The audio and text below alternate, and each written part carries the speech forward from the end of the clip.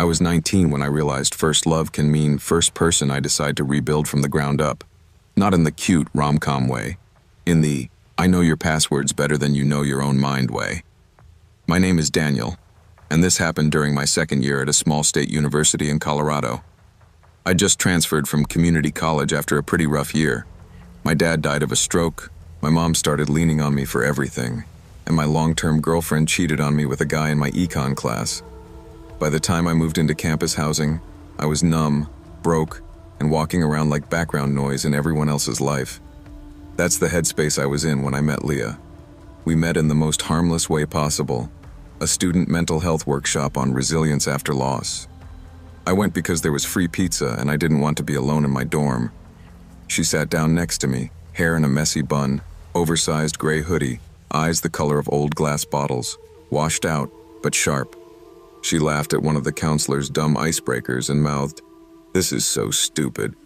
And for the first time in months, I actually smiled. When it was our turn to share why we came, I mumbled something about family stuff. She said her therapist made her attend. We traded first names, nothing more, and I thought that would be the end of it. 2 days later, she ran into me outside the library. Same hoodie, same messy bun, same tired eyes. "Hey, resilience guy," she said, like we were already in the middle of a joke. She asked if I wanted coffee, said she hated awkward small talk, and preferred to get directly to the trauma. I laughed because it felt disarming, honest. Over lattes in the campus cafe, we traded curated pieces of our damage. I told her about my dad's sudden death and my ex cheating. She told me about weird family stuff, an overbearing mother, a father who left. Her voice was steady, but she watched me like she was measuring how each word landed. When I said, "I don't really trust anyone anymore," she tilted her head and said softly, "I won't make you regret trusting me." It sounded like a promise. Now it feels more like a threat. The first few weeks were the closest thing to normal I'd had in a long time. She texted me every morning, "Have you eaten? How did you sleep?" And at night she'd call just so we could fall asleep on the phone together. She said she liked hearing my breathing, that it calmed her.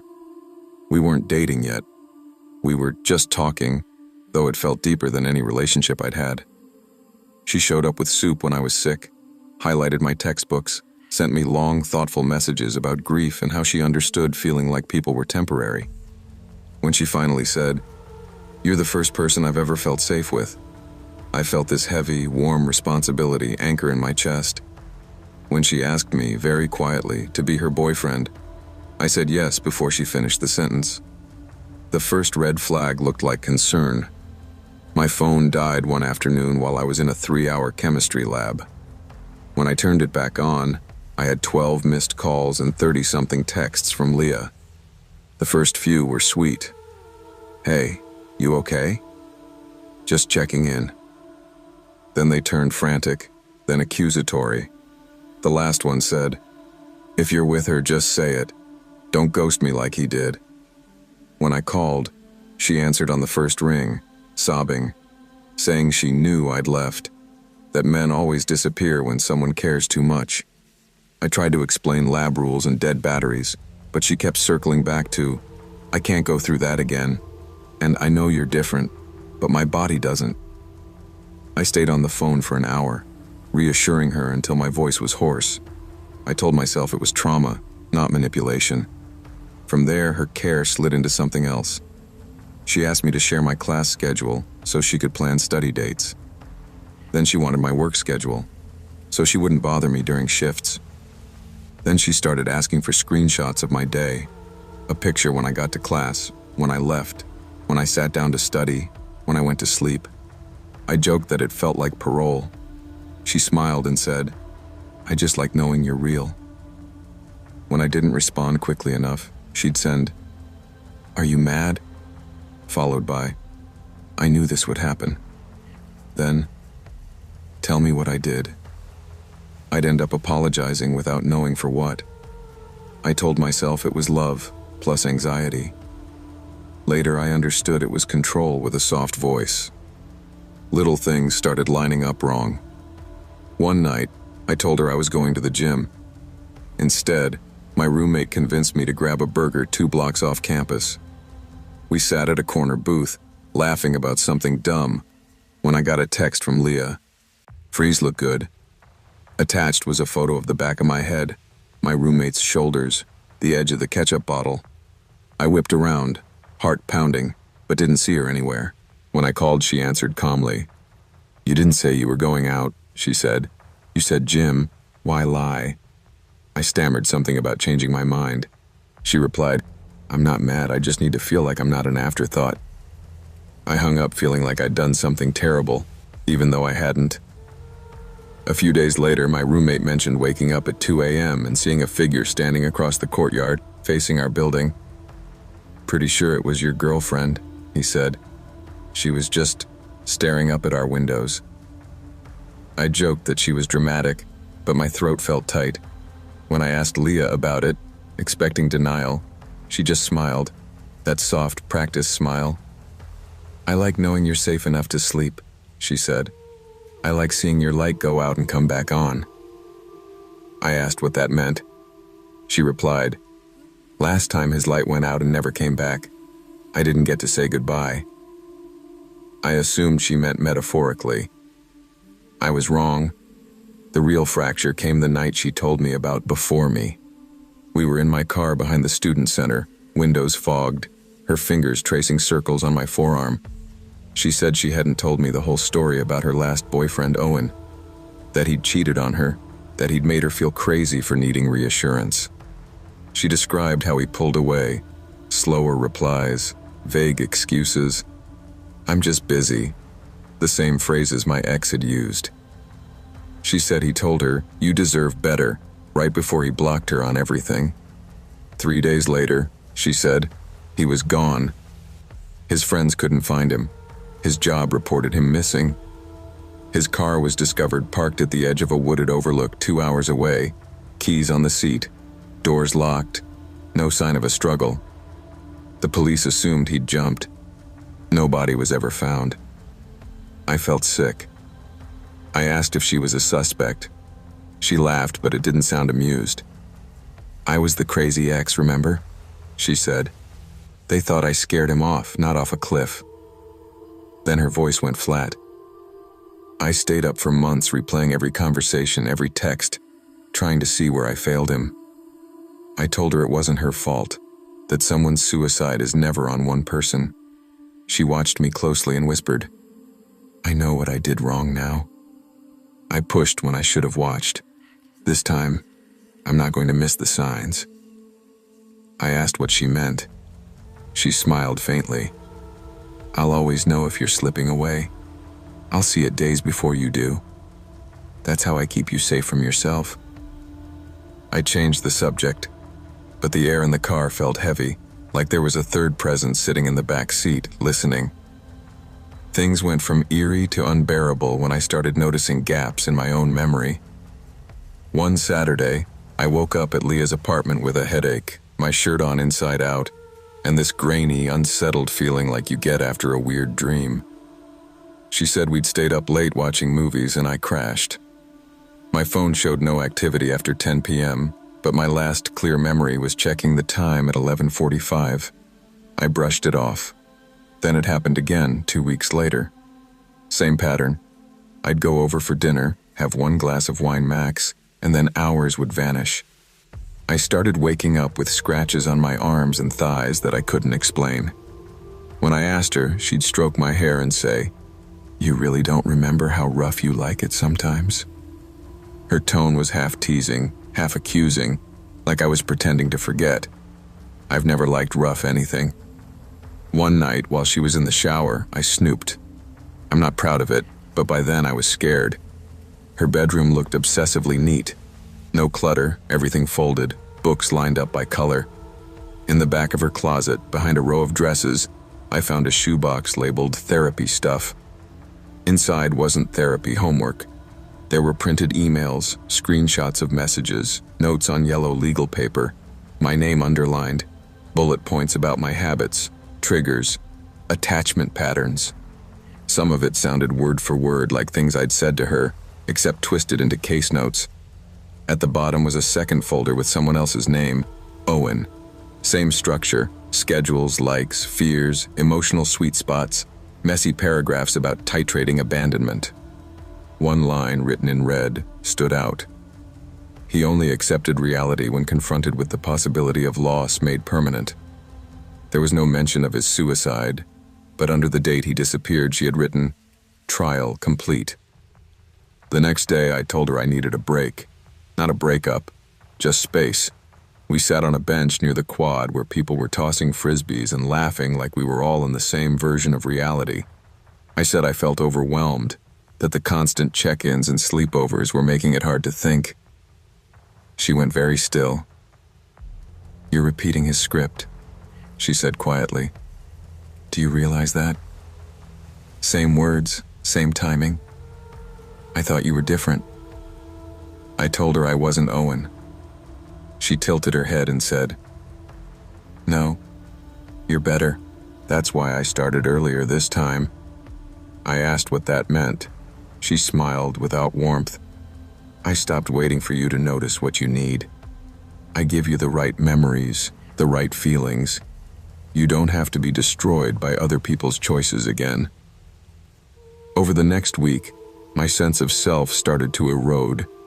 I'd lose time in short bursts now, 15 minutes walking between classes, an hour sitting in the library. I'd come back to myself standing somewhere I didn't remember going. A couple friends asked if I was okay because I kept repeating the same stories in slightly different ways. My roommate said I'd woken him up at 3 a.m. standing in his doorway whispering, "She's already in there." I had no memory of it. I stopped drinking anything Leah handed me. She noticed. "You don't trust me," she said one night, eyes flat. "You're trying to think for yourself again. That didn't go well last time, remember?" I asked her what she meant by last time. She replied, "Some people only survive if someone else holds their choices for them." I finally broke when I checked my email and found drafts I didn't remember writing. Messages to professors withdrawing from classes, half-written apologies to my mom about needing to disconnect for my own good, even a draft to Leah saying I was sorry for leading her on.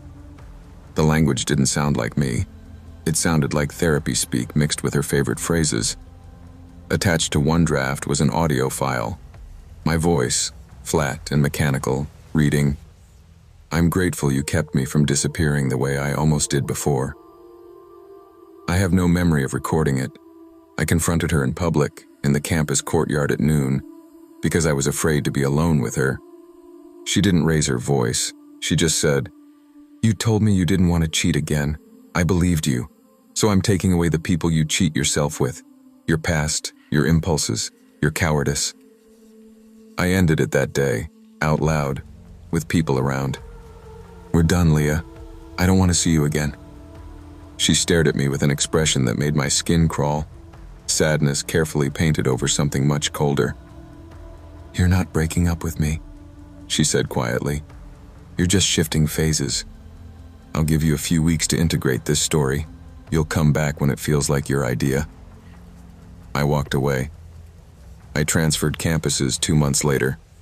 I changed my number, nuked my social media, started therapy with someone who had never heard of her. Things stabilized. My memory started to feel like it actually belonged to me. A year after I left, on the anniversary of the day I'd met her at that workshop, I got an email from a burner account. No subject line, no text body, just one attachment, a recording labeled, "Initial Session, Daniel A." I opened it before I could stop myself. It was Leah's voice, calm and clinical, saying my name, my age, details about my family and grief. Then, presenting problem. Intense fear of abandonment following perceived infidelity in prior relationship. Treatment approach. Restructure narrative to remove self from sites of harm. Goal. Protect subject from future destabilization by editing his reality before he can be hurt again. At the very end, there was a faint rustling and my own voice, sleepy, agreeing to let her help. I've never gone back to that town. But sometimes, When I wake up from a nightmare with pieces missing, I wonder how much of me she still thinks she owns. Love that demands your memories, your time, and your identity in the name of protecting you is not love. Anyone who insists they know what you need better than you do and starts quietly editing your life to prove it isn't saving you, they're erasing you. Real love respects your boundaries, your history, and your ability to choose, even when it hurts. When you grow up with divorced parents who weaponize silence, you learn to treat attention like oxygen. I met Jason when I was 19, shy, working nights at a campus coffee shop, and still flinching whenever a guy's voice rose above a certain volume. He breezed in like he owned the place. Expensive jacket over thrift store jeans, messy hair that obviously took 20 minutes, smile that could probably talk its way out of a crime.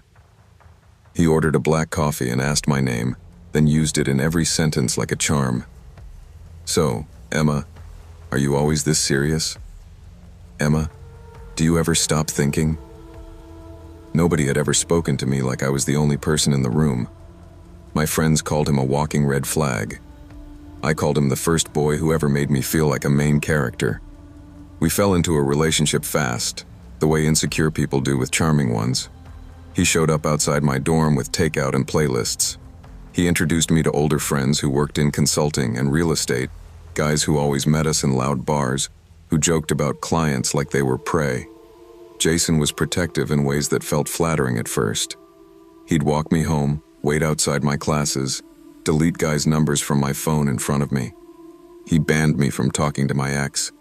"I just know how men think," he'd say. "I'm keeping you safe." It took me a long time to realize he wasn't guarding me from other men. He was making sure no one could warn me about him. He told me I was his first real love. He said this right before he asked me to move in, right before he started borrowing money just until Friday, right before he got me to co-sign on a car, because my credit is crap, babe. My parents screwed me. Every time I hesitated, he'd flip a switch. Eyes wet, voice soft. "Everyone leaves me eventually. You're not like them, are you?" When I pushed back harder, he'd get mean. "You like being poor? You like being ordinary?" It was a cycle. Love bomb, guilt, insult, apology sex, repeat. If you've never been in that kind of relationship, it sounds obvious. Inside it, though, it just feels like trying not to drop any of the plates he keeps handing you. A year in, he surprised me with a weekend away at an eco-retreat, a few hours from the city. "We need to reconnect," he said. "No phones, no noise, just us." I was exhausted, broke, and constantly on edge, but the idea of him wanting to fix things sucker-punched me with hope. We drove out on a Friday afternoon, hours into increasingly rural backroads, until the radio turned to static and my phone lost signal. The retreat turned out to be a cluster of cabins in the woods, no other cars in the gravel lot, a hand-painted sign, "Serenity Haven, Tech-Free Healing." A woman in her 50s greeted us, smile too wide, eyes not reaching it. "You must be Jason," she said, hugging him like they'd met before. "And this is the one?" The one. I noticed the wording, filed it away. Inside the cabin, there were 2 twin beds pushed apart, a Bible on the nightstand, a printed list of rules for spiritual safety pinned on the wall. No phones, no meat, no leaving the grounds without permission. I laughed, thinking it was cheesy branding, and asked Jason if this was some kind of cult. He kissed my forehead, said, "Relax, Em. It's just a place I went to once when I was really messed up. They helped me. They'll help us." When I asked when that was, who they were, he changed the subject and unpacked like we were staying a month instead of 2 nights. The first strange thing happened at dinner. We were led to a communal hall where a dozen or so people sat silently, eating soup and bread. The woman from check-in, who introduced herself as Judith, spiritual caretaker, said, "Everyone, this is Jason and Emma. He's brought her here to do the work." Several heads turned, some pitying, some flat. One man, early 30s, tired face, mouthed, "Leave," very clearly at me, when Judith had her back turned. Jason squeezed my knee under the table hard enough to bruise. Later, when I asked him if he saw that, he said, "You're so paranoid. This is exactly why you need this place." That night, Judith took our phones for safekeeping, locking them in a wooden box.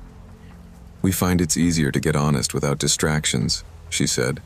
When I joked about needing mine for Instagram, she didn't even smile. Jason pulled me aside after and said, "Please, Em, just try. For me." It was the "for me" that got me. I kept noticing little things, though. The way the other guests avoided my eyes. The faded photos on the wall. Couples smiling in front of the same dining hall door. Sometimes with Jason in the background, arm around a different woman each time. In one, he was barely older than me when we met, holding a blonde I'd never seen before like she was his entire world. The caption read, "Step 5, Surrendering Ego." I confronted him that second night. "You've been here with someone else," I said, shoving one of the frames at him. His face went blank for a second like a mask taken off. Then he chuckled. "Of course I have, Emma. I told you they helped me. You think your boyfriend didn't have a past?" I pointed at the woman in the photo. "Where is she now?" I asked. Silence. He stared at me for a long time before saying, "She couldn't commit. She left before the work really started." His tone made my skin crawl. That night when I couldn't sleep, I heard arguing downstairs. Jason's voice, low and tense, Judith's cutting through. "She's resistant. He always picks the resistant ones." The next morning, we weren't allowed to leave our cabin until Judith knocked and told us it was time for individual sessions. Jason went first. He walked out with her, kissed me on the top of my head. "Don't overthink," he said. "This is going to fix everything." Hours passed. No one came for me. When I finally opened the door, the compound felt wrong. Too quiet, too expectant. I headed for the dining hall, then stopped. The door to the basement, one I hadn't noticed before, was slightly ajar. Voices floated up. "She's young," Judith was saying. "You can get 3, maybe 4 years out of this one." Jason laughed. "If she doesn't run her mouth." A chair scraped. "Did you get rid of the last one?" he asked. Judith's answer was too soft for me to hear. My feet felt rooted to the floor. I don't remember deciding to go down there. I remember the smell, bleach and something coppery. The concrete floor. Mattresses lined up against the wall, straps still dangling from their corners. A metal table with paperwork, names, dates, bank balances, notes like "parents retired, own home, no close friends, history of anxiety." My name was on one of the files, thick with fresh pages. Attached was a printed email from my account that I didn't remember sending, titled "Emergency," addressed to my mother, explaining I was checking into a treatment center for a while and might not be reachable. It ended, "Please trust Jason. He knows what's best." My stomach turned. On a shelf were photos. Jason with girl after girl after girl, all in this same compound, all smiling stiffly. More recent ones showed no girls at all. Just him, older, Judith at his side, both wearing identical pendants. I flipped one over. On the back, in neat handwriting, "First love is the easiest to break." I heard footsteps above me and grabbed the sharpest thing I could find, a broken piece of shelving. When the basement door opened, I was halfway up the stairs. Jason's face appeared, smiling like he'd caught me sneaking dessert. "Hey babe, was just coming to get you." I hit him, hard, right across the eyebrow. He screamed, more in anger than pain, and I bolted. I don't remember the path through the woods. I remember branches clawing at my arms, my bare feet slamming rocks. Judith's voice behind me shouting things about ungratefulness and wasting an opportunity. Eventually, I reached a road and flagged down a trucker who took one look at my face and bleeding feet, shoved his phone into my hands and said, "Call whoever you have to." The police were complicated. They called Serenity Haven a therapeutic community with unorthodox practices. Jason claimed I was having a mental health episode and had misinterpreted everything. Without the basement still prepped, without the other girls, it became my word against his. The file with my email disappeared. I got my phone back, wiped clean. The old photos in the dining hall were gone when detectives went back. I did eventually press charges, not for attempted murder or human trafficking or whatever my nightmares insist it was, but for identity theft and fraud. When I found out he'd taken out a credit card in my name during our relationship, he got probation. He moved states.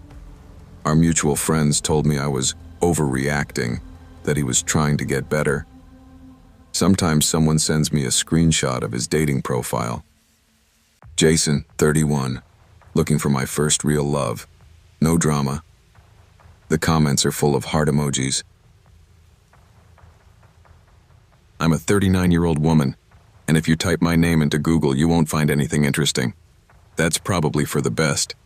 The most important thing that's ever happened to me lives somewhere between a private horror story and a long, slow lesson in how easy it is to lose yourself when someone else is busy rewriting you.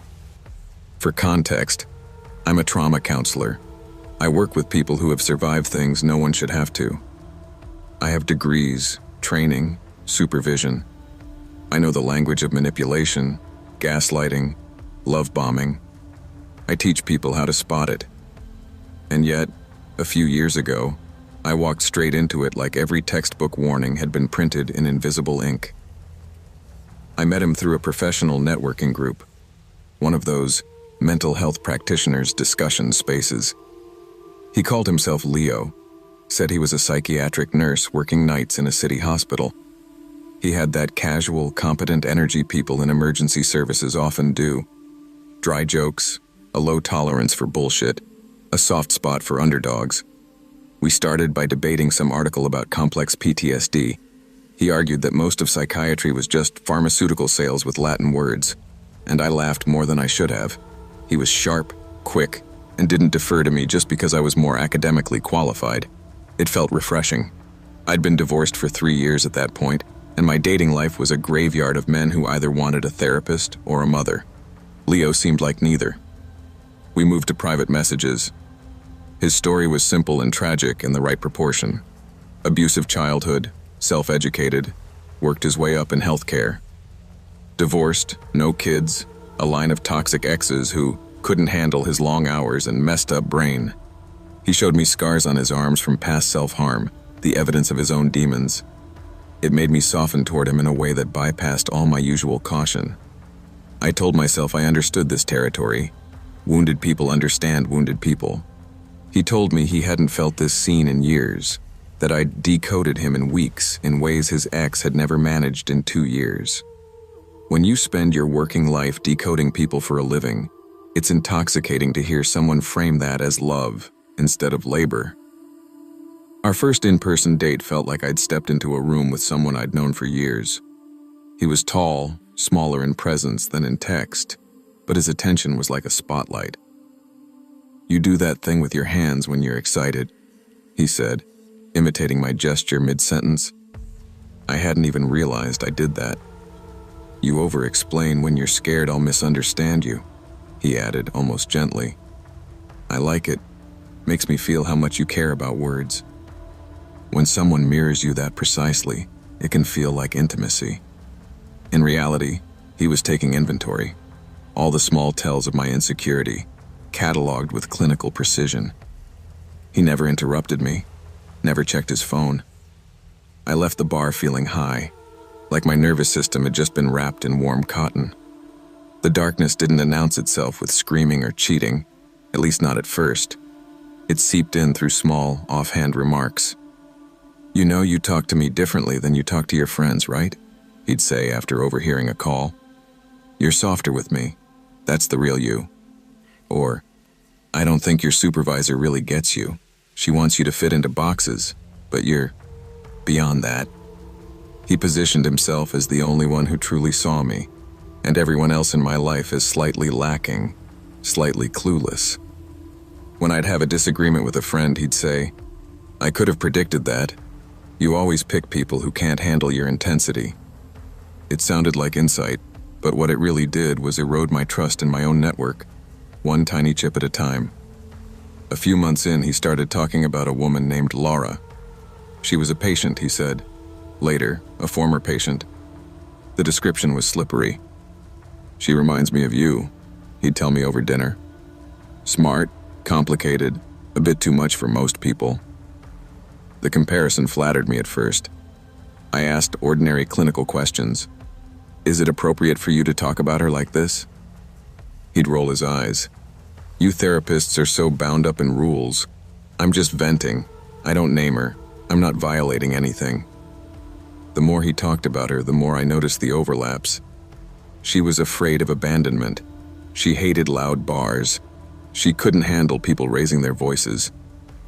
All things I'd told him about myself, now attributed to this invisible woman I'd never meet.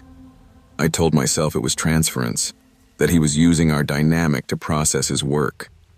I was wrong. The cheating was not physical, not that I know of. It was something stranger, and to me, more horrifying. One night, when he thought I was asleep on his couch, he had his laptop open. The sound of my own name made my eyes snap open. He was on some forum for trauma survivors under a pseudonym telling his story. Except it wasn't his. It was mine, spliced with details I'd told him in confidence, adjusted just enough that he could plausibly deny it was about me if confronted. My father's drinking problem shifted to an uncle. My teenage panic attacks moved into his supposed adolescence. He was hoovering up my history, remixing it into narratives where he was the central victim. People flooded him with sympathy. "You're so strong. You deserve love." He responded with lines he'd once said to me. "I'm just trying to find someone who can hold my darkness without dropping it." It didn't stop there.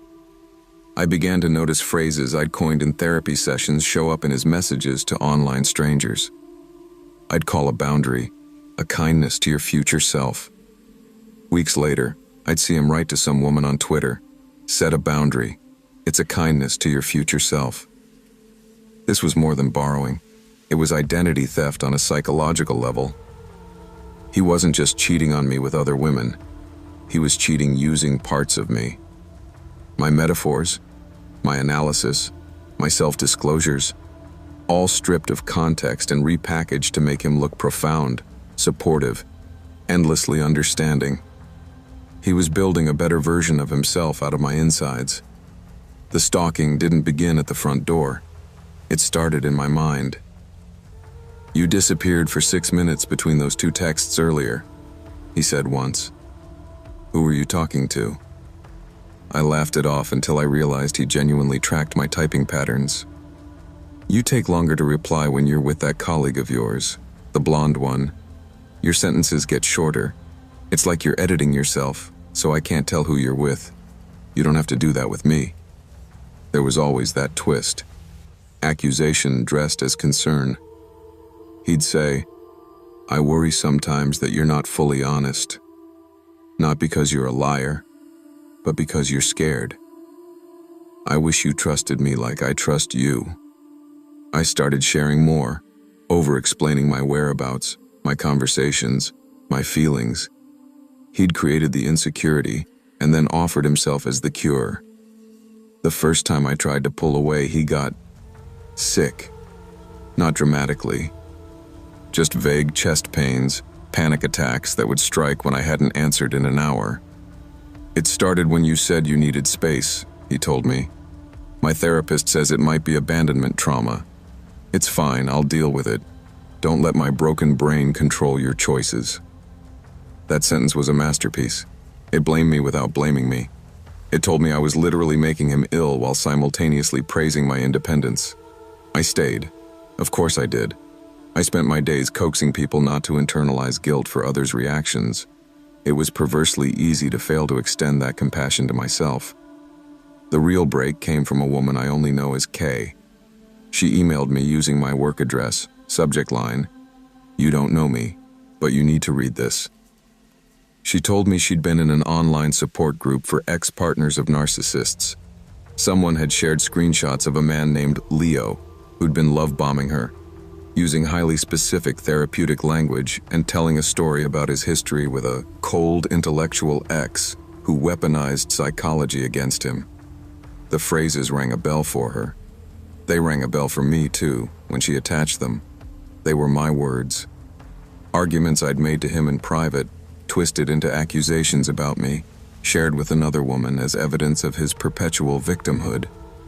He'd cast himself as my wounded patient, me as the cruel clinician who'd pathologized his love, and this new woman as the one who finally understood him.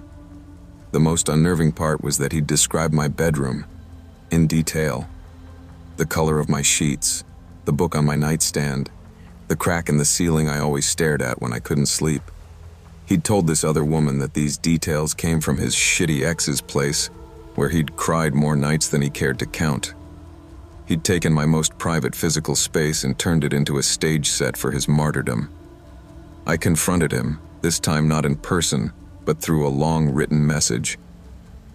I laid out everything: the identity theft, the emotional triangulation, the way he used my story as emotional currency with strangers. He replied with a wall of text that might as well have been cut and pasted from a manual on gaslighting. I was projecting. I was pathologizing normal human behavior. I was too stuck in therapist mode to see that real relationships are messy, not clinical. At one point he wrote, "You do realize you're not the only person who's ever said these things to me, right?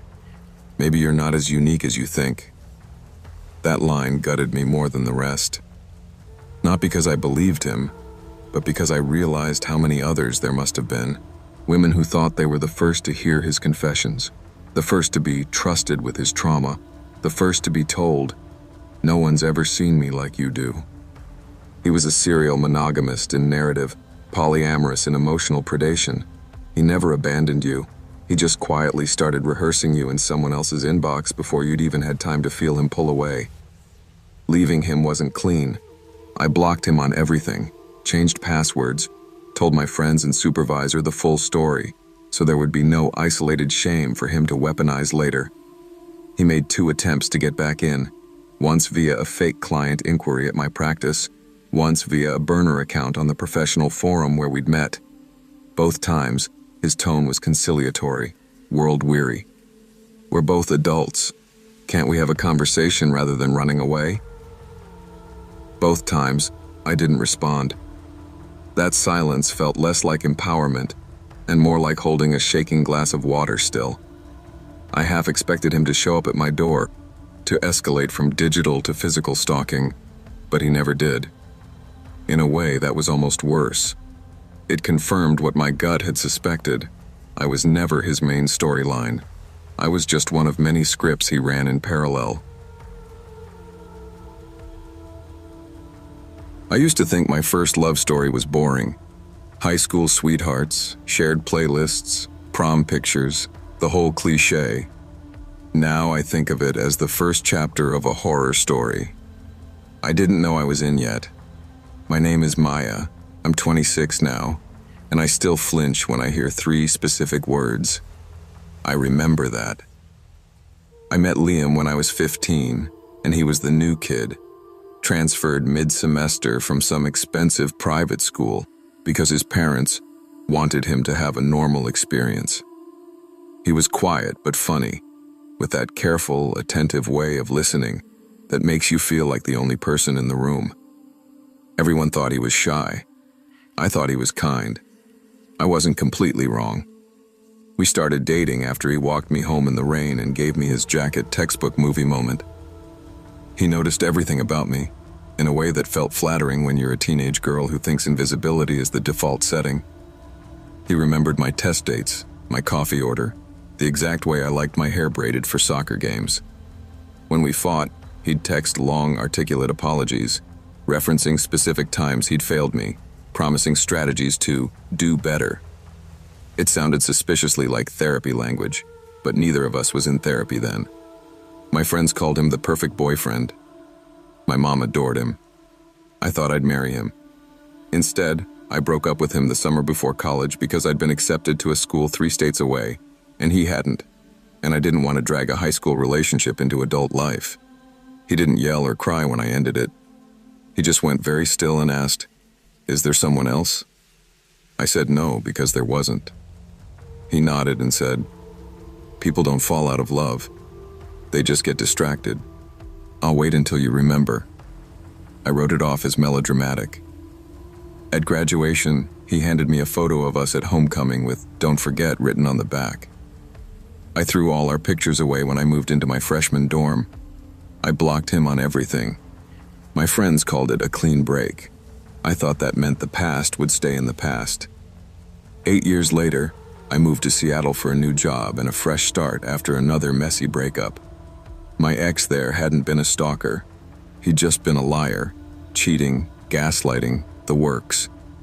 I left that relationship vowing never to ignore my gut again. I found a tiny studio apartment over a laundromat, noisy but cheap.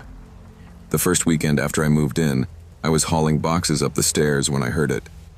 The low, off-key hum of a song I used to fall asleep to. Liam's song, a stupid indie track he put on every mix he made for me. I froze on the landing, box digging into my ribs, listening. The sound drifted up from the alley, then stopped. When I finally looked, nobody was there. Just overflowing dumpsters and a stray cat. I told myself some neighbor just had the same bad taste in music. Weird things started small. A sticky note on my door that said, "You always hated stairs," in handwriting that felt familiar in a way I couldn't place. A coffee cup left on my car hood with my exact oat milk, 1 pump vanilla order written on the side, even though I hadn't told anyone at work my preferences yet. A playlist suggestion popping up on my Spotify titled "For Running in the Rain," containing songs I hadn't listened to since I was 17. I laughed it off, told friends about my mildly creepy universe glitch. They said it sounded like an algorithm thing, targeted ads, digital coincidence. I wanted to believe them. Then came the photo. It was in my mailbox on a Tuesday. No envelope, just a glossy print of me at 16, sitting cross-legged on my bedroom floor in pajamas, hair a mess, studying for finals. I remember that night vividly, because my mom had been yelling at my dad downstairs, and I'd locked myself in my room with headphones. I never posted that photo anywhere. The angle was slightly above eye level, like it was taken from my open door.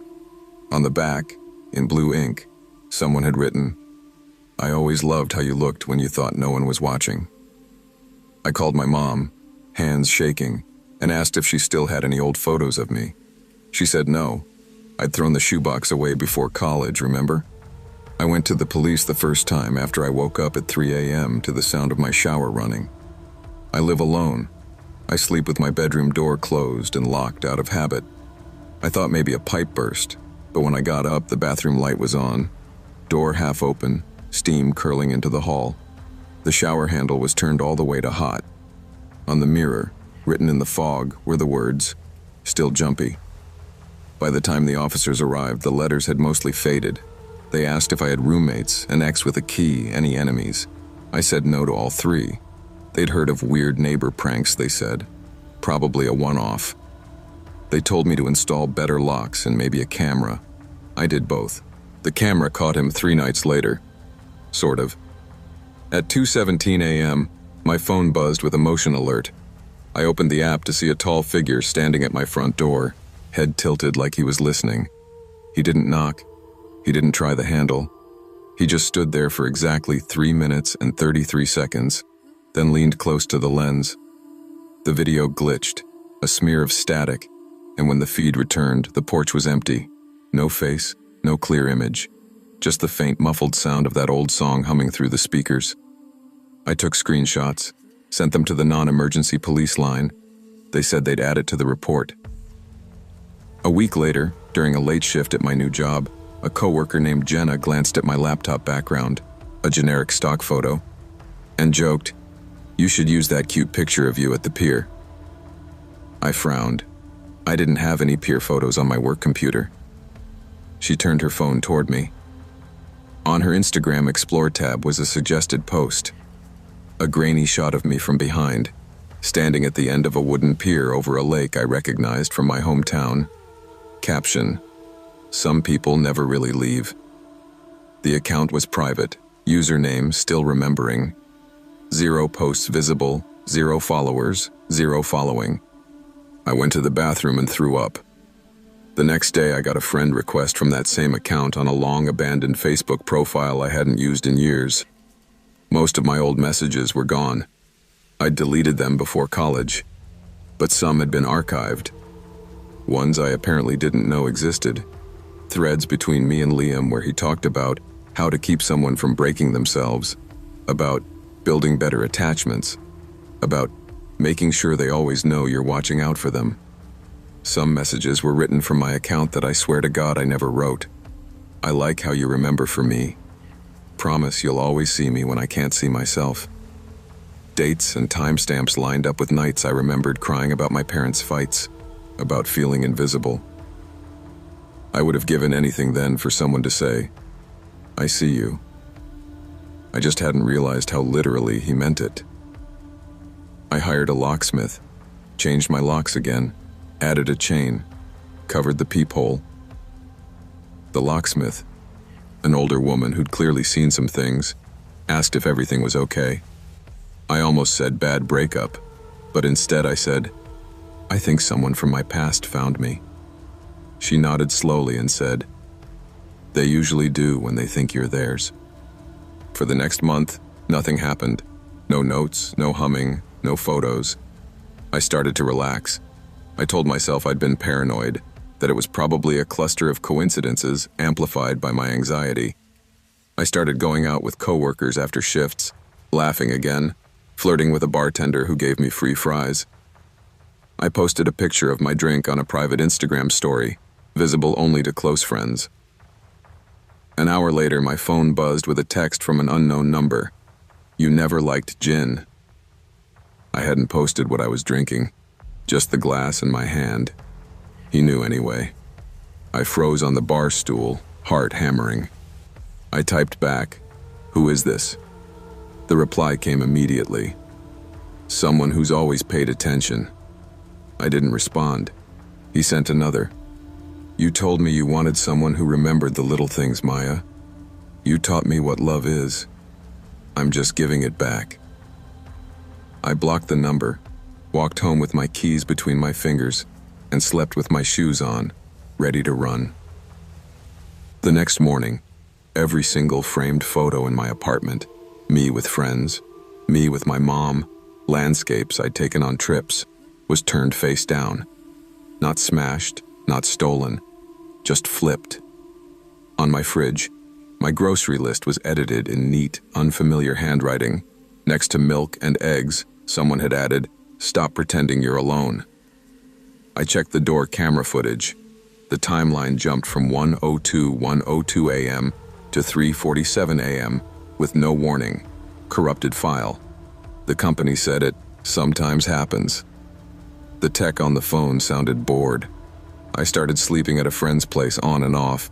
She believed me, but even belief doesn't stop reality from fraying. The last straw came on a random Thursday. I was at work, mid-shift, when my mom FaceTimed me 3 times in a row. She never does that. When I picked up, she was pale and shaking. "Why would you send me that?" she asked. I had no idea what she meant. She turned her phone camera around to show her laptop screen. An email from my account sat open. Subject line, "I'm safe. Stop worrying." The body of the message said, "You'll probably freak out when I disappear again, so I wanted to reassure you first. I'm with someone who actually sees me. Don't call the police this time." Attached was a photo of my front door, slightly ajar, my sneakers on the mat. Timestamp that morning, 4:03 a.m. I had been asleep at my friend's house then, with her dog snoring against my legs. That night, I drove back to my apartment with Jenna and my friend from work. We packed everything that mattered into boxes and suitcases in under 2 hours. I didn't bother folding anything. On my bed, under the pillow, I found a folded piece of paper. It was a photocopy of an old note from high school, the first time I'd ever told Liam I loved him, in messy teenage handwriting. Across the bottom, in fresh ink, he'd written, "First love is just the version of you that's honest. Everyone else is an edit. I'm only here for the original." I left the paper there and walked out. I moved cities again. New job, new number, total digital cleanup. I hired a professional to audit my online presence, remove old mentions, tighten privacy on everything. I told my mom not to open any emails that looked like they were from me, unless we'd talked first. Therapy became a weekly thing, not just a panicked drop-in. Sometimes I think it's over. Sometimes, like last week, I'll get a random friend suggestion on a platform I barely use. A profile with no picture, no posts, just a first name that feels too familiar, watching from a distance. No messages, no likes, nothing overt. Just proof that he still knows where I am. That he's waiting for the moment I'm lonely enough to mistake surveillance for care again. Your first love can leave fingerprints on your idea of what love should look like, but attention is not the same as safety, and memory is not the same as devotion. If someone insists only they truly see you, while slowly cutting you off from everyone else, that's not romantic. It's a cage. Don't confuse being remembered with being respected. If you feel watched instead of witnessed, listen to that fear and get out.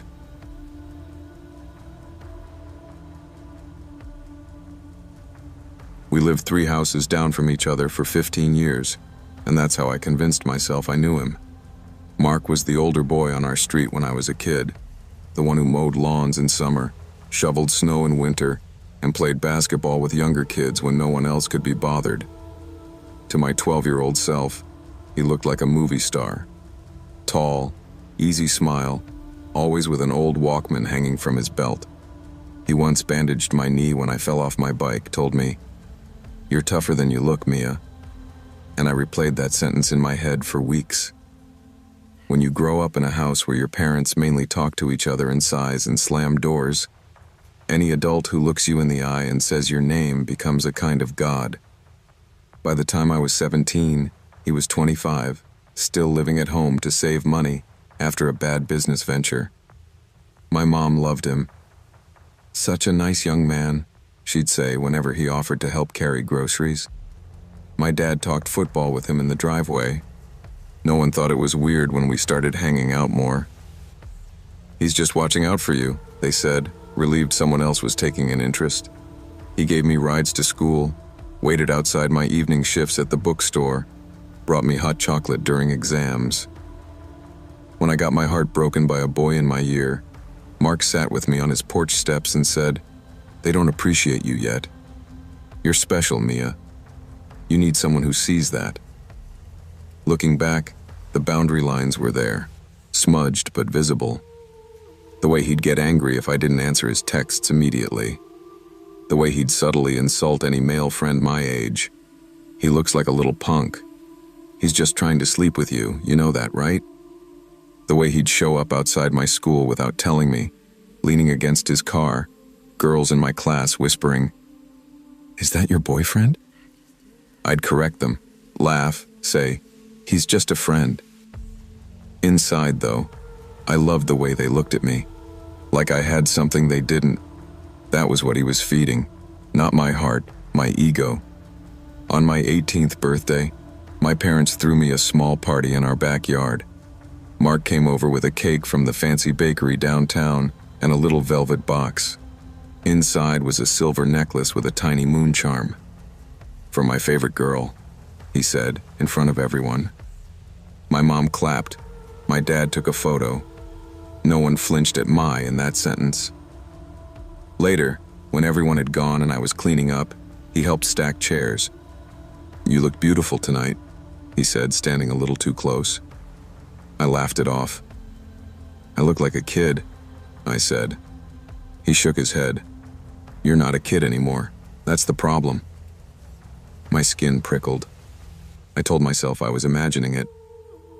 A few months later, I got into a university 2 hours away. I cried when the acceptance email came, from relief more than joy. Mark was the first person I told. He hugged me, picked me up, spun me around. "This is huge," he said. That night he texted, "We need to celebrate properly. Just us, no parents." I agreed because that's what I did. He suggested a weekend away before school started. "There's this cabin my uncle owns by the lake," he said. "Super quiet. We can fish, talk. You can clear your head before the big move." My parents, unbelievably, thought this was adorable. "It's so nice he still wants to hang out with you," my mom said. My dad clapped him on the back. "Watch out for my girl," he joked. Nobody considered that maybe he already was, just in the wrong way. We drove up on a Friday afternoon. The lake was small, ringed with trees, more swamp than postcard. The cabin was old but clean, 2 small bedrooms, 1 bathroom that smelled faintly of mildew. No cell service. "It's only 2 days," I told myself when a knot formed in my gut. Mark was chatty on the drive, asking about my class schedule, whether I'd met any boys on the orientation group chat, if there were co-ed dorms. When I said yes, he went quiet for a moment, then smirked. "Well, I guess you'll be busy." The joke landed wrong. I changed the subject. That first night, we sat on the porch, beer bottles sweating on the railing, listening to crickets and the occasional splash from the lake. At some point, he asked, "Do you remember when you were 13 and you ran away down the block? You only made it to the park." I laughed. "Yeah, you found me." He nodded. "Your dad called me in a panic. We looked everywhere on the street. I knew you'd go to the park. You always go there when you're upset." I smiled, warmed by the idea that he'd known me so well, even then. "You've always been my favorite," he added, voice low. "Since you were a kid.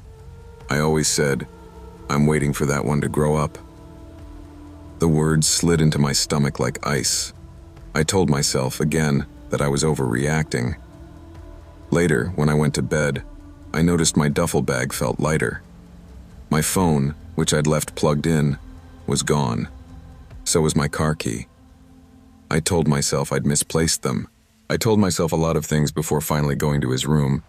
He was sitting on the edge of the bed, fully dressed, as if he'd been waiting.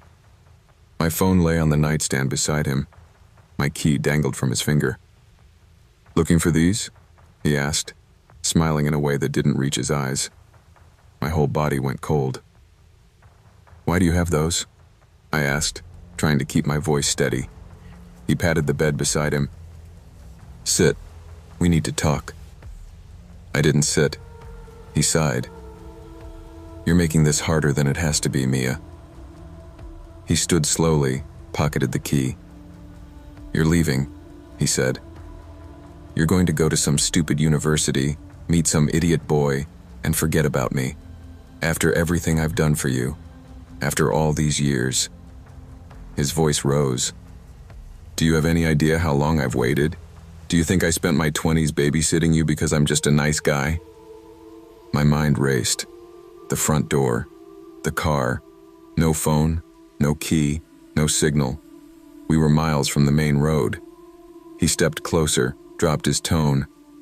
"I know you better than anyone. I've watched you since you were a kid. I know when you're lying, so don't lie to me now." Something in me snapped then. Not courage, just clarity. "Give me my stuff," I said, heart pounding. "You're scaring me." He blinked as if offended. "Scaring you?" He laughed once, sharp. "You don't get it. Out there, you're just another girl. Here, you're mine." I bolted. Instinct more than decision. I made it to the front door before he grabbed me by the arm so hard I felt something pull. He shoved me against the wall, face an inch from mine. His eyes were wet, wild. "Don't make me do something we'll both regret," he said. "Just stay. Just for a while. You'll see. It's better here. No one leaves me. Not you." I did something stupid then. I started talking to him like he was one of the kids at the bookstore who had tantrums. Okay, I said, hands up. "I won't go. I'll stay. Just..." Let me go to the bathroom first, please. He stared at me, searching my face for a lie. Years of training under his watch paid off. I knew how to make my voice small, my eyes soft. Eventually, he let go. "Don't lock the door," he said. "I don't like doors between us." My hands shook so hard I had trouble turning the handle. The bathroom had a tiny window above the shower, barely big enough for a child. The lock was old, rusted. I climbed onto the toilet, pushed. It didn't budge. Outside, he paced the hallway, muttering. I could hear him talking to himself. "She doesn't know what she's doing. She's just scared. You're doing this for her. She needs you." I recognized the tone. I'd used it on myself every time he crossed a line for the last 6 years. I pushed again. The window groaned, then snapped open. I squeezed through, scraping my hips and shoulders, dropped onto damp grass, and ran. I don't remember much about the woods, just branches tearing my skin and the sound of him yelling my name, first angry, then pleading, then furious again. "Mia, you're overreacting. Come back." He kept saying "we," like there was still a we. I hit the roadside barefoot, flagged down a passing car, and threw myself in front of it so they had to stop. An older couple took one look at me, bleeding, wild-eyed, and pulled me inside, locked the doors, handed me a phone. When the police arrived at the cabin, Mark was sitting on the porch, drinking a beer, acting confused. "She just freaked out," he said. "She's always been dramatic." Everyone wanted to minimize it. "He didn't touch you," they said. "He was just emotional." My parents were torn between horror and defensiveness. "We knew him," my mom kept repeating, as if that meant anything. He was charged with unlawful restraint and tampering with a vehicle, pled down to something smaller. He got counseling. I got nightmares. The worst part was hearing the neighbors talk. He was always so nice. He must have been in love. As if that explained locking up an 18-year-old girl in a cabin to keep her from leaving. A year later, I got a message request on social media from a teenage girl whose profile picture showed my old street in the background. "Hey," it read, "you don't know me, but Mark talks about you all the time, says you made up the stuff about him, just wanted you to know you ruined his life. He said you used to flirt with him when you were like 14. That's messed up." I blocked her. Then I blocked my hometown in my mind. I moved. I changed my hair. I learned what red flags actually look like up close. Back when I was 22, I thought first love meant something pure. I was working nights at a warehouse, saving money to move out of my parents' place, while most of my friends were already in relationships, moving in together, getting engaged. I felt behind. So when I matched with Hannah on a dating app, I ignored all the little warning signs because I was starving for connection. Her profile said things like, "Done with boys, ready for a real man," and "If you're not obsessed with me, we won't work." I thought it was just sassy confidence. She messaged first, told me I had kind eyes, and within a week she was calling me babe and saying stuff like, "I don't know why, I just feel safe with you. I've never had that before." It hit every lonely spot in me I didn't know how to admit I had. Our first date was at a quiet bar near my work. She was even prettier in person. Big brown eyes, oversized hoodie, messy bun. She ordered a drink, leaned in close, and said, "Tell me something you've never told anyone." I laughed it off at first, but she stayed locked in, waiting. I ended up telling her about my dad's drinking when I was a kid, how I'd started working early just to have an excuse to be out of the house. She took my hand across the table and whispered, "You deserved so much better than that. I'll never hurt you like that."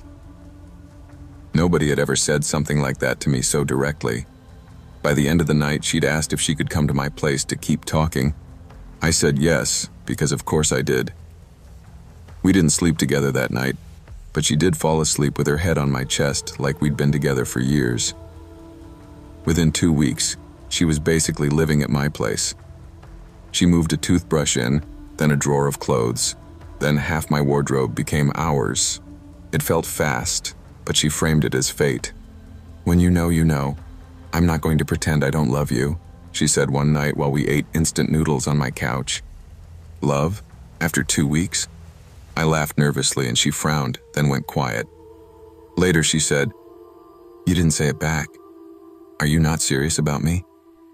I panicked and told her I just wasn't good with emotions. She smiled, kissed me, and murmured, "It's okay. I'll teach you how to love." I told myself it was intense because we were meant to be.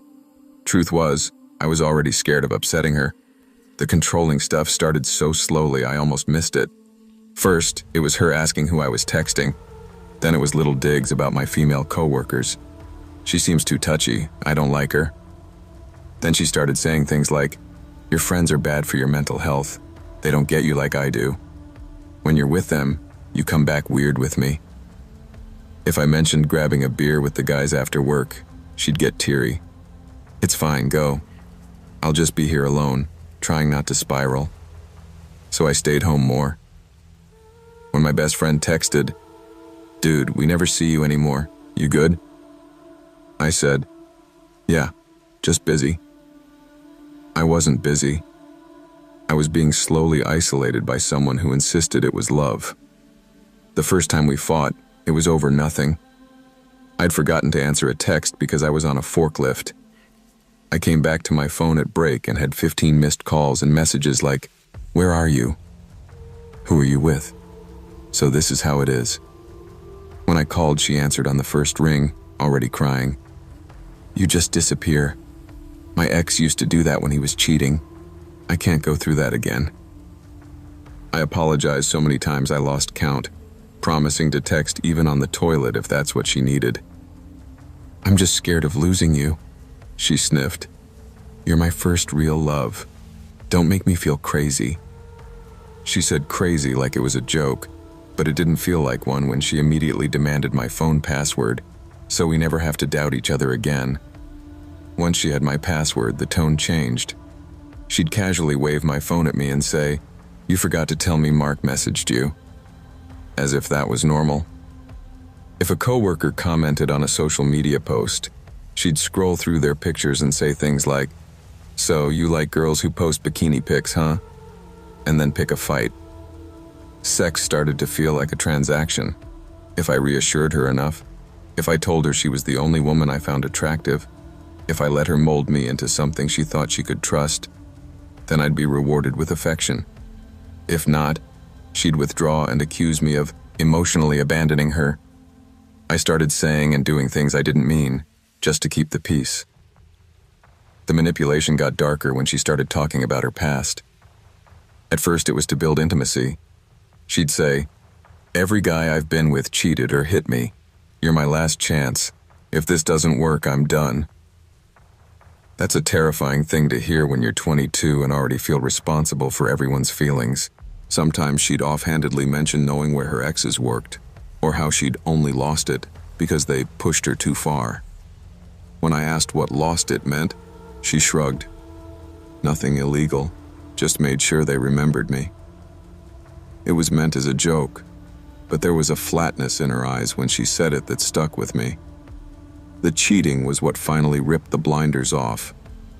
It started with small weirdnesses, her taking her phone to the bathroom, suddenly having girls' nights with friends I'd never heard of, locking her screen when I walked by.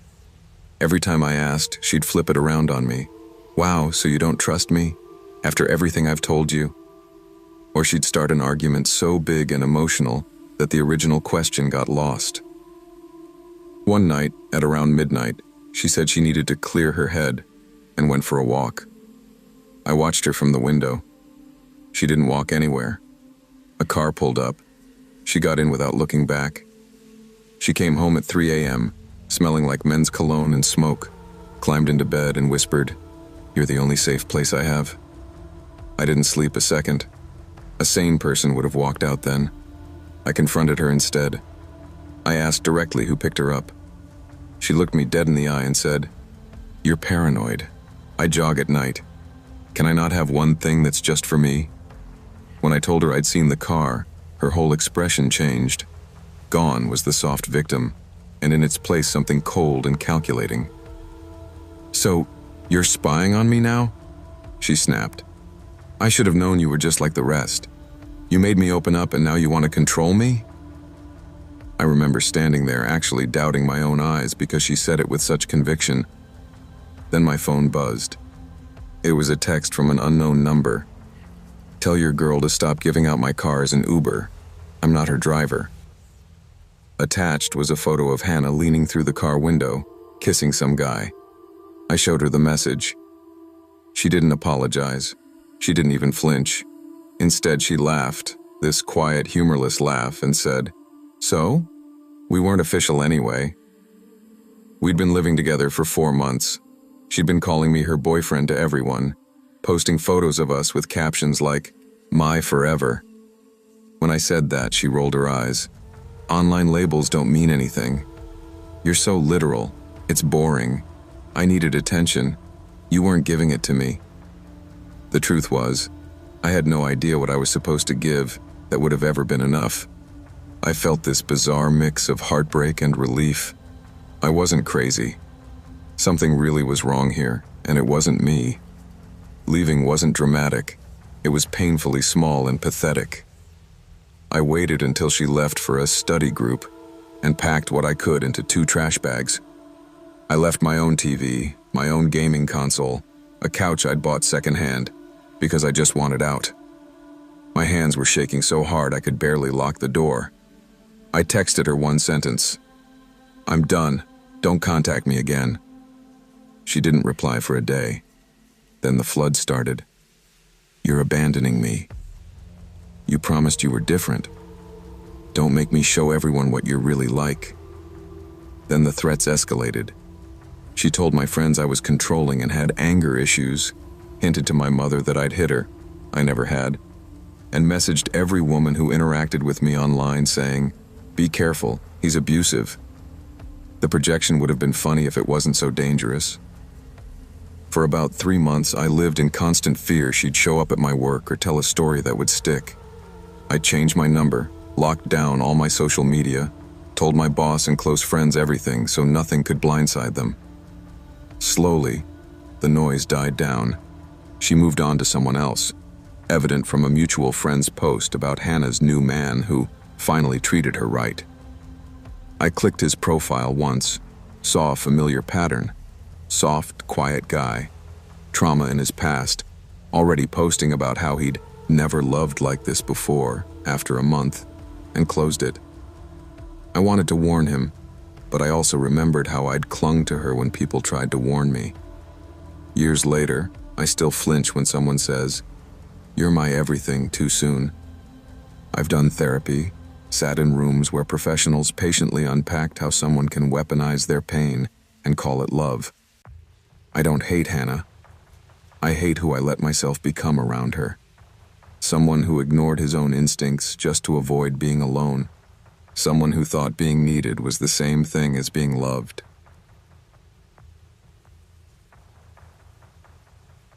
I used to think horror meant jump scares and haunted houses. Then I met Daniel and learned that the scariest things don't rattle chains or move furniture. They text you at 3 a.m., memorize your schedule, and tell you you're meant for each other after a single date. The first time I saw him was in a campus cafe, sitting alone with a notebook and a black coffee, too pale for someone his age. He watched people like he was studying them, but when our eyes met, he smiled, and it was surprisingly warm. Later that week, he approached me outside the library and said, "I've seen you here a few times. You're always reading the same kind of books as me. Thought I'd finally say hi." It was flattering. Most guys I'd met at uni tried to impress me. He made it sound like he already knew me. Our first conversation lasted 2 hours. He asked weirdly specific questions. Do you dream in color? Are you afraid of dying? Have you ever felt like you've lived this life before? I thought he was just a pretentious philosophy major, but I was bored and he listened like every word I said mattered. He told me he studied psychology and parapsychology online, that he'd always been sensitive. When I asked what that meant, he leaned in and whispered, "I see things sometimes. Patterns, people's auras. You have a lot of pain around you, but you're very strong. It's like you're lit up." I wanted to roll my eyes, but it cut too close to the truth of some trauma I hadn't really dealt with. For the first time, someone framed that pain as interesting, almost noble. It felt good in a way that made me uneasy. He asked me out before we parted ways. "Just coffee. I'd like to hear more about you," he said, phrasing it like I'd be doing him a favor by letting him listen. It felt safer than the usual, "let me impress you" routine. On our first official date, he was almost old-fashioned. Opened doors, pulled out my chair, remembered tiny details I'd mentioned days before. In between, he said eerie things with complete sincerity. When I joked about my clumsiness, he said, "It's because your energy is too big for your body. Spirits like that, you attract weird things, you know." Then he added softly, "That's why I noticed you." If someone else had said that, I would have laughed. From him, it felt like a diagnosis. At the end of the night, on a quiet street, he cupped my face and said, "I feel like I've known you forever." I pulled back a bit and said, "We literally just met." He smiled, almost sadly. Some people take years to feel what I feel right now. I guess I'm just cursed with clarity.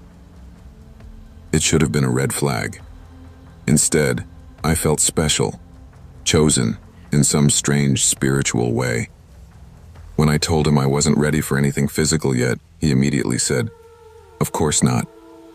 I'd never rush you. That's what they did to you before, isn't it?"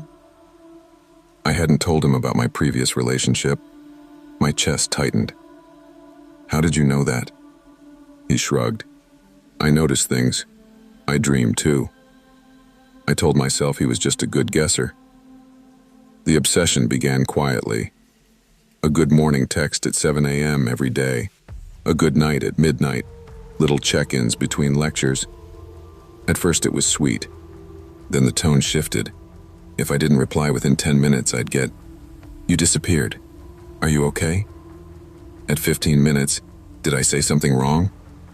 At 30, "Please don't abandon me. I just need to know where you are."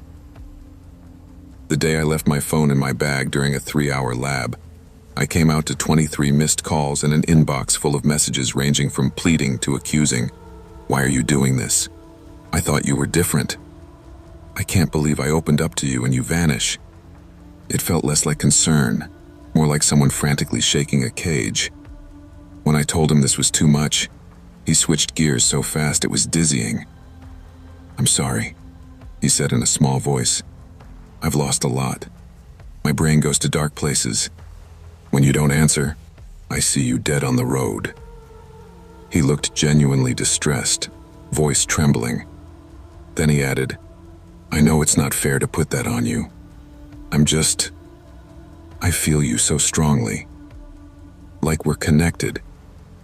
Do you ever get that?" It was hard to argue with someone describing their anxiety while their hands shook on their coffee cup. I softened. "I get anxious too, but you have to respect my space," I said. He nodded like a chastened child. "I'll try. Just, if you can't reply, tell me you can't. Silent hours are like hell to me. It got darker when he started mentioning signs. One night, after I'd gone out with friends and ignored my phone for a few hours, he sent, "A glass shattered in my sink when you left." My room went cold. I knew something bad was happening. When I saw that at 2 a.m., I felt this small, irrational spike of guilt, like my absence had literally cracked his world. Another time, I turned up late to meet him and he said, "I knew you were close. The lights flickered in my hallway. They always do when you're near." I tried to laugh it off. "You think I control the electricity now?" He just looked at me very seriously and said, "Don't pretend you don't feel it too. You're haunted. That's why I was drawn to you. I'm supposed to help you." It was framed like a rescue, but it felt like being studied. I tried to break things off a month in. I told him gently that I wasn't in a place for a relationship and that I felt overwhelmed. His face went blank for a moment, and then he smiled. Too wide, too quick. "Oh, is this a test?" he asked. To see if I'll abandon you like the others? I said no. I meant it. The smile melted into tears, fast. He grabbed my hand across the cafe table and whispered, "You can't. I've seen what happens if you walk away. I had a dream about it. There was blood. Please, don't make that real." The words hit me like a cold wave. It sounded like a threat wrapped in desperation. I froze. People were around us. He was crying, saying, "You're scaring me," felt cruel in that moment. I backed down, said maybe we should go slower instead. His tears stopped almost instantly, like someone had flicked a switch. As the semester went on, my world quietly shrank. He started dropping by everywhere I went. The library, the cafe where I worked, even the grocery store. If I said it was a coincidence, he'd grin and say, "Maybe we're just on the same wavelength." But the timing was too precise, too often. Once, I slipped into a building I'd never mentioned to him for an extra study session and got a text as I sat down. "You look tired, you should eat." I looked out the window and saw him across the courtyard, staring up at the same floor I was on. He didn't wave. He just turned and walked away. The paranormal angle was how he normalized his stalking. If I called out how often he appeared, he'd say, "When you think about someone this much, you just end up in the same places. The universe pulls us together." When I told him I needed a few days without seeing him, he'd reply, "I tried, but every time I shut my eyes, I see you in danger. You can call it crazy, but I've been right before. My grandmother used to say we're touched. We feel death before it happens." He started casually referencing people in his past who died suddenly. An uncle, a neighbor, and implying he'd felt something off just before they passed. The subtext was clear. If I ignored his warnings, if I stepped out of the orbit he'd built, something terrible might happen, and he would have seen it coming. I began having nightmares. In them, I'd be walking home and feel watched. I'd turn, see no one, but lights would flicker in hallways, my phone would buzz with unknown numbers, and a voice I recognized would whisper, "I told you I'd always find you." I'd wake up, heart hammering, and see 3 missed calls from him in the middle of the night. When I asked why he kept calling so late, he said, "I always wake up at 3:15 when your energy spikes. That's when the veil is thinnest. That's when spirits are loudest. I just need to hear your voice to know you're still here."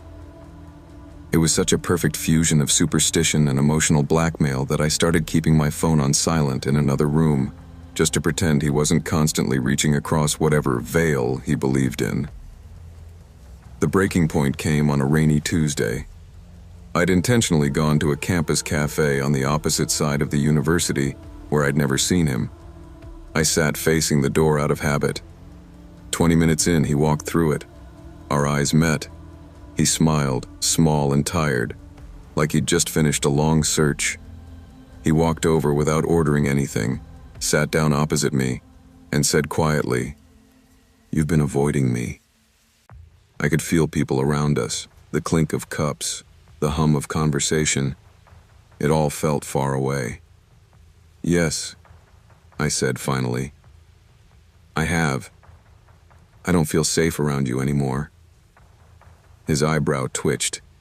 He folded his hands, too calm. "Safe? From what? I've never laid a finger on you." His voice was soft, reasonable. That scared me more than if he'd yelled. I told him about the constant texts, the coincidental appearances, the way he used dreams and signs to justify never giving me space. I told him I needed him to stop contacting me completely. He watched my face like he was tracking micro-expressions for a study. Then he leaned back and said, "You're making a mistake." I said, "Maybe, but it's my mistake to make." His eyes went flat. No hurt, no tears, just this distant calculation. "You're not like them," he said. "You're not allowed to abandon me. I know what you are. I've seen it." I stood up, hands shaking, and said, "This conversation is over. He didn't try to grab me. He just said, in a voice barely above a whisper, "You'll see me again. When something breaks." That's when I always show up. I went straight to campus security that day. I showed them the hundreds of messages, the call logs, explained how he always seemed to know where I was. The officer glanced through my phone and said, "Most of this isn't explicitly threatening, but the pattern is concerning. We can make a note, and if he shows up where he shouldn't, call us immediately." It didn't feel like much, but saying it out loud shifted something in me.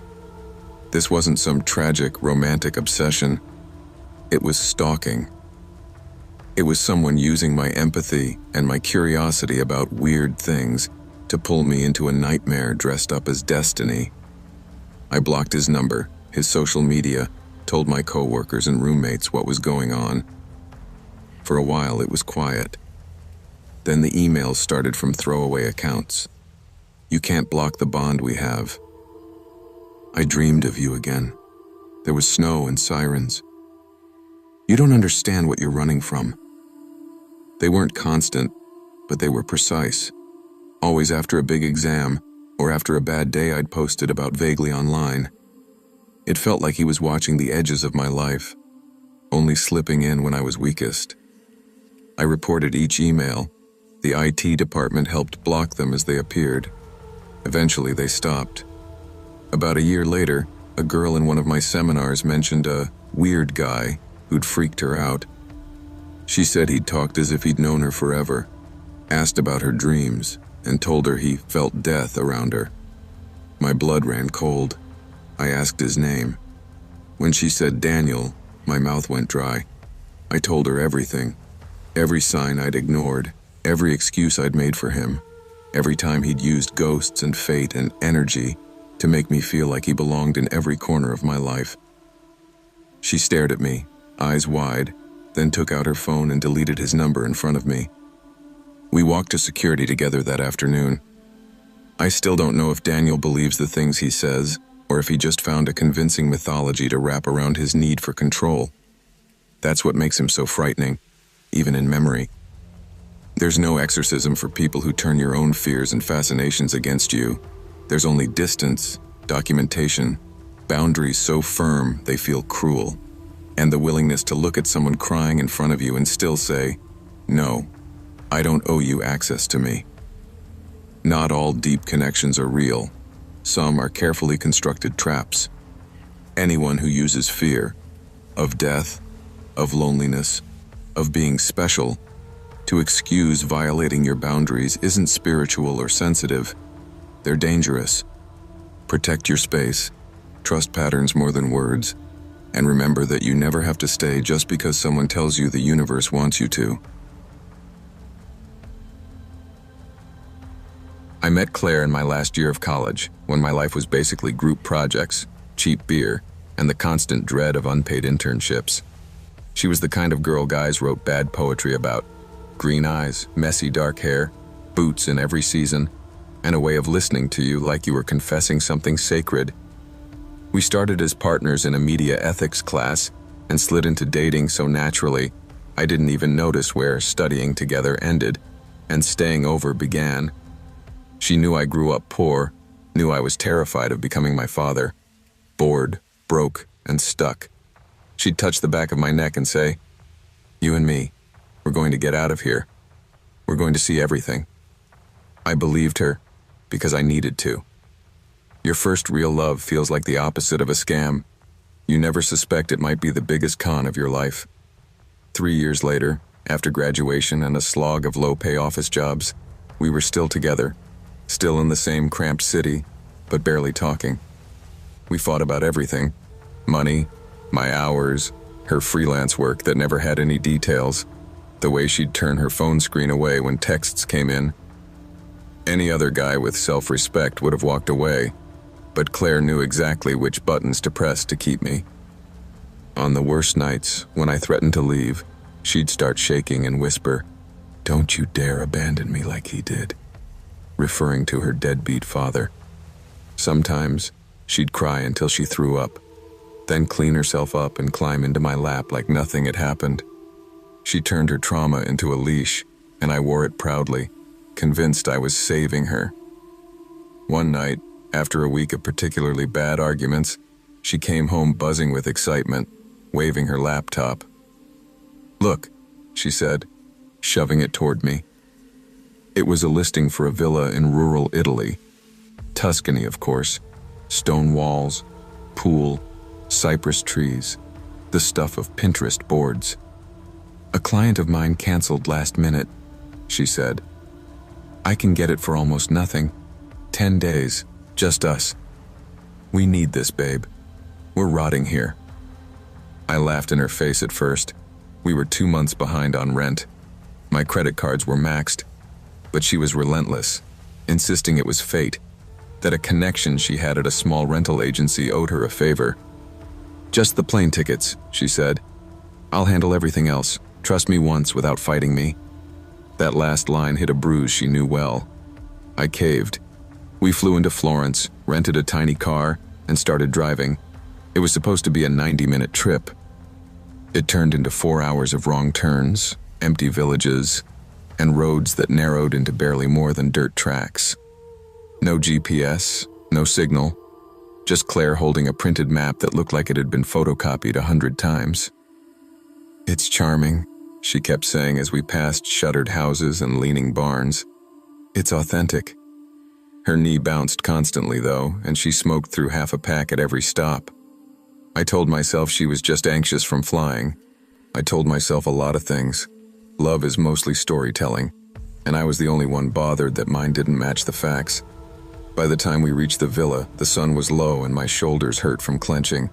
The place looked like a stock photo. Honeyed stone, perfect vines climbing the walls, flower boxes, a pool catching the sunset just right. It was so perfect it crossed the line into uncanny. Inside, it smelled like new cleaning products and old wood, and everything looked like it had been placed for a photo shoot 5 minutes before we walked in. Folded blankets, a bowl of lemons, wine already opened. I made some joke about hidden cameras, waiting for her laugh. Instead, she went quiet, walked into the kitchen, and ran her fingers along the knives in the block like she was counting them. "This is what we deserve," she said softly. "Finally." There was no property manager waiting, no cheerful welcome, just a note on the counter. "Keys are in the dish. Enjoy the peace."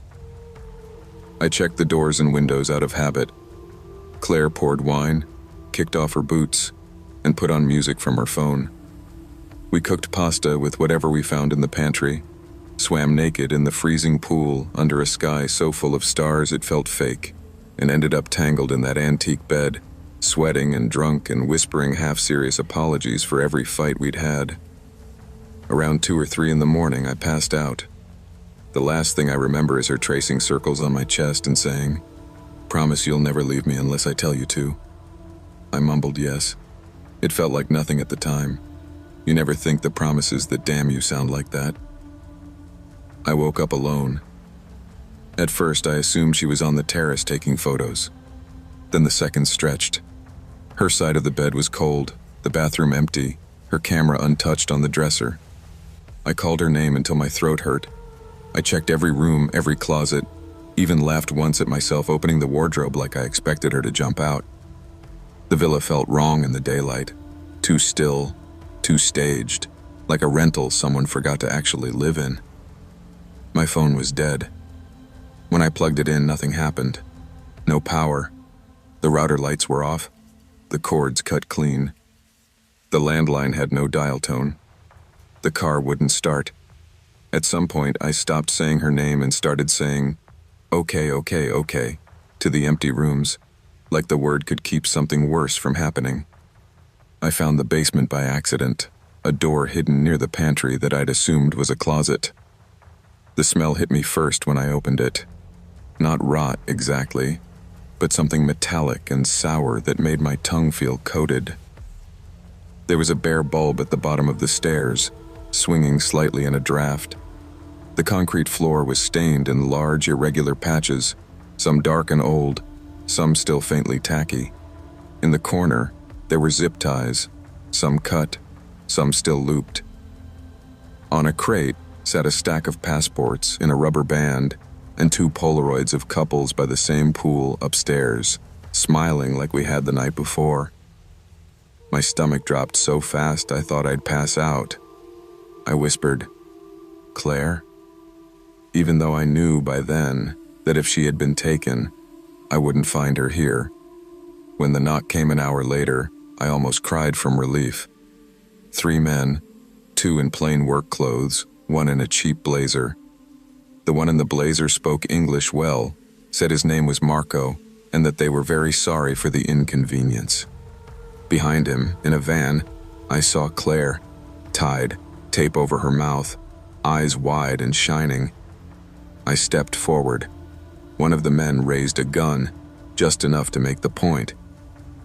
"We are going to make a video call," Marco said.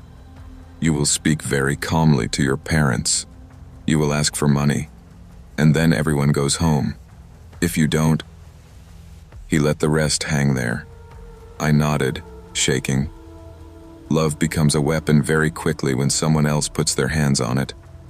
They sat me at the kitchen table, phone propped up, Claire visible behind them, crying and muffled. The call connected. My mom's face appeared, blurry and confused. "Honey, why are you calling from a strange number?" I did what they told me. I said we'd gotten into trouble, that we owed the wrong people a lot of money. I said they had to send it within 24 hours or we'd be hurt. My father shouted in the background, asking where we were, telling me to involve the police. Marco pressed the gun gently against my thigh, smiling, his eyes on mine like we were having a friendly chat. "Please don't call the cops," I said, voice cracking, and I felt something in me snap at how easily I betrayed my own safety. We waited. Hours turned into a day. They kept us in separate rooms, me upstairs, Claire somewhere below. Whenever I screamed for her, someone banged on the door or turned the music up. They were calm, professional, annoyingly polite. They brought me water, let me use the bathroom with the door open, joked in low voices. "First love," one of them said once in the doorway. "Always the easiest." I didn't understand what he meant until the second night, when Marco came in with his sleeves rolled up and sat across from me like a therapist. "You know she helped us, right?" he asked. "Claire, she found you. You have good parents, good credit. She is very practical." At first I thought it was another mind game. Then he slid a folder across the table. My bank statements, email printouts, photos of us from years back, clearly taken from the street. A transcript of a conversation I'd had with Claire months before about how much my parents had saved for retirement. "She did not lie to you," he said. "She just left things out." The next time they let me see her, for a few minutes in the hallway, I searched her face for denial, for outrage, for anything. She just stared at me, jaw clenched, eyes flat. "I told you I'd get us out," she whispered when they pulled her away. "You just didn't ask at what cost." My parents paid enough to satisfy them. On the 4th day, they drove us both to a rest stop outside Florence and let us go with a final warning about the police and long memories. They walked away with our cash and my first real relationship gutted in front of me. On the flight home, Claire tried to reach for my hand twice. I moved my arm each time without looking at her. When she finally spoke, it was quiet. "You were always going to leave me. I just made sure I got something out of it." I didn't answer. There was nothing left to say. We broke up, eventually, quietly, without drama. How do you scream at someone for selling you out when you still flinch at loud noises and wake up smelling concrete and metal? I changed my number, moved cities, started therapy.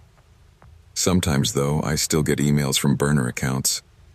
Photos of new couples at villas, smiling by pools, sometimes with a brunette at the edge of the frame, hair pulled back, eyes on the camera. I don't open them anymore. I don't have to.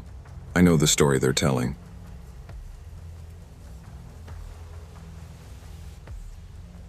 I didn't think I'd ever be telling strangers on the internet about my love life at 76, but here we are.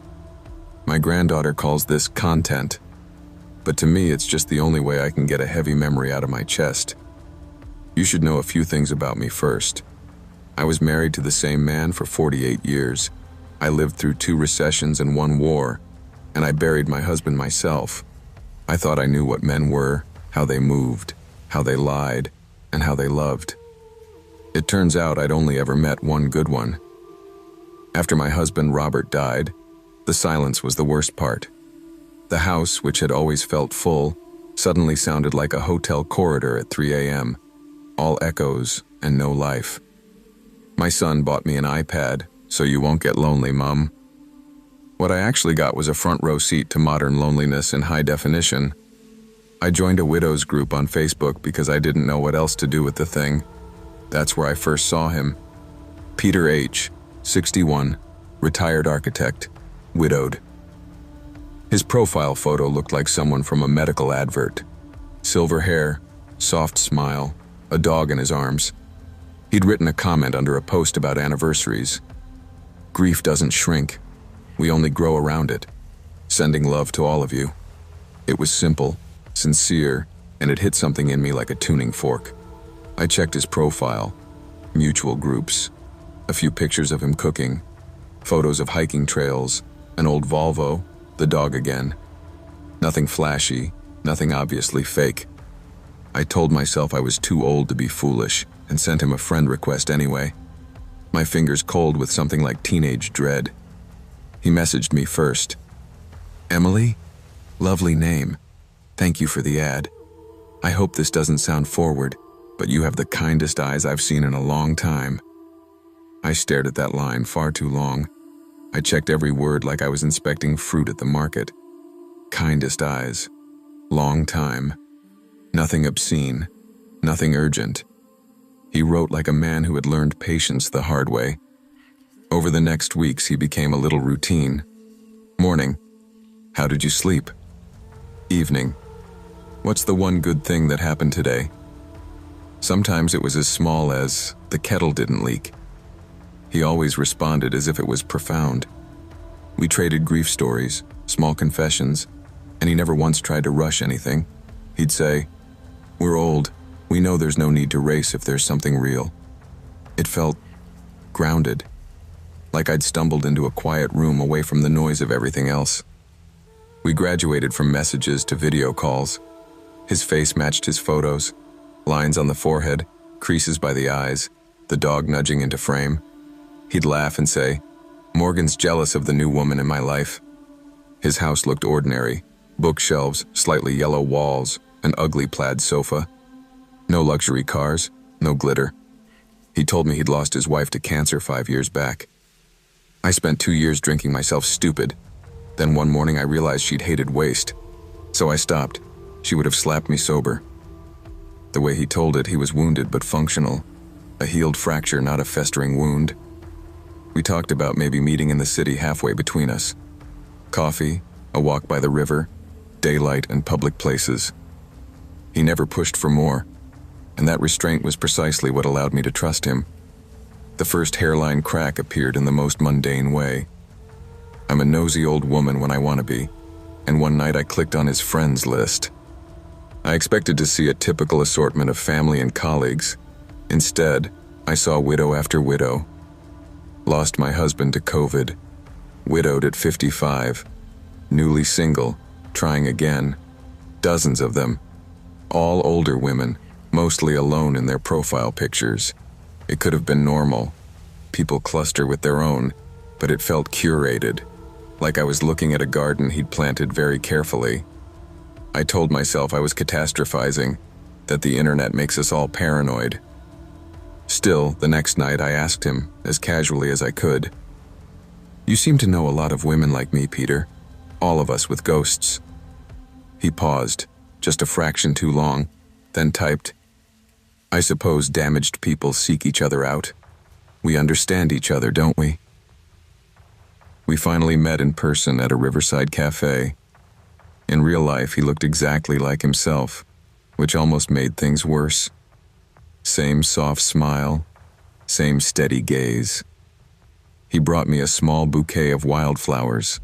Nothing expensive, and a book of poetry he said had helped him sleep after his wife passed. "I thought you might like it if the nights get heavy," he said. We talked for 3 hours.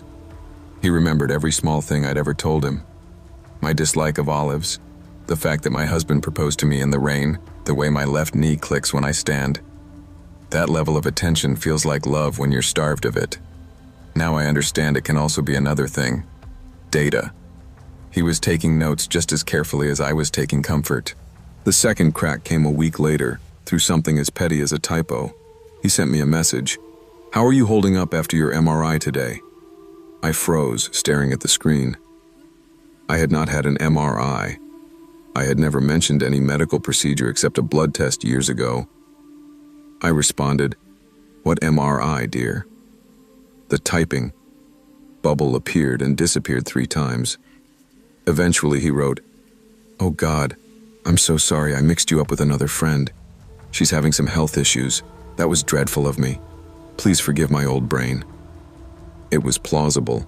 People confuse threads all the time, but the pit in my stomach went cold, mixed me up. With another widow? Another woman whose schedule and health he was memorizing? The real break came from a woman named Margaret, whom I'd never met. She messaged me out of nowhere.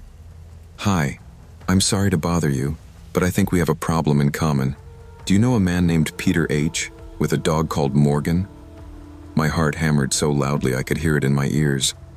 We got on a call, 2 strangers with the same tremor in their voices. She told me her story, which sounded uncomfortably like mine. Same group, same gentle words, same dead wife, same river cafe. She'd gone further, though. She'd lent him £3,000 when he'd had a frozen account issue, and his pension payment was delayed. He'd wept on video, ashamed, begged her not to tell anyone, said he'd pay her back the moment things cleared. She hadn't seen a penny. When she'd started asking questions, he'd turned cold, accused her of suffocating him, of sabotaging his attempt to heal. Then he'd vanished, blocked her, disappeared, until she randomly saw him comment under a widow's post again, using the same script she'd once fallen for, and she recognized my profile in his likes. We compared timelines and screenshots. It turned out he was not just talking to 2 women. There were at least 5 overlapping conversations, all of us isolated, all of us hungry for exactly the tenderness he'd perfected. He'd built each of us a slightly different narrative. In one story, he was a retired architect. In another, a former civil engineer. In one, a son estranged. In another, a daughter in rehab. Enough variety that no one detail could be easily cross-referenced, but all revolving around the same core. Widower, quiet, looking to heal, understands grief. It was a character he'd rehearsed so many times he could improvise within it flawlessly. That was the part that made my skin crawl. This wasn't clumsy con artistry. This was practice. He was studying us the way a butcher studies cuts of meat. When I confronted him, I did it on a video call. I wanted to see his eyes when he lied. "Peter," I said, "how many widows do you talk to like this?" He blinked, once, and went into the performance I now recognize as his default, wounded confusion. "Emily, what's all this? I thought you trusted me." I told him about Margaret, about the overlapping lines, the reused phrases. There was a split second where the mask simply fell. His face went flat, like someone had flipped a switch. His voice lost the softness and came out cold and clipped. "You lonely women talk to each other too much," he said. "That's the problem with your generation. You can't just take what you're given and be grateful." My throat burned. "You practiced on us," I said. "You rehearsed your grief until it sounded like ours." He smiled then, a small, sharp thing I'd never seen from him. "You practiced too. You practiced being desirable again. Don't pretend you weren't enjoying the role." The most frightening part wasn't the cruelty. It was his detachment. He wasn't angry, not really. He was mildly irritated, like someone whose experiment had yielded a messy result.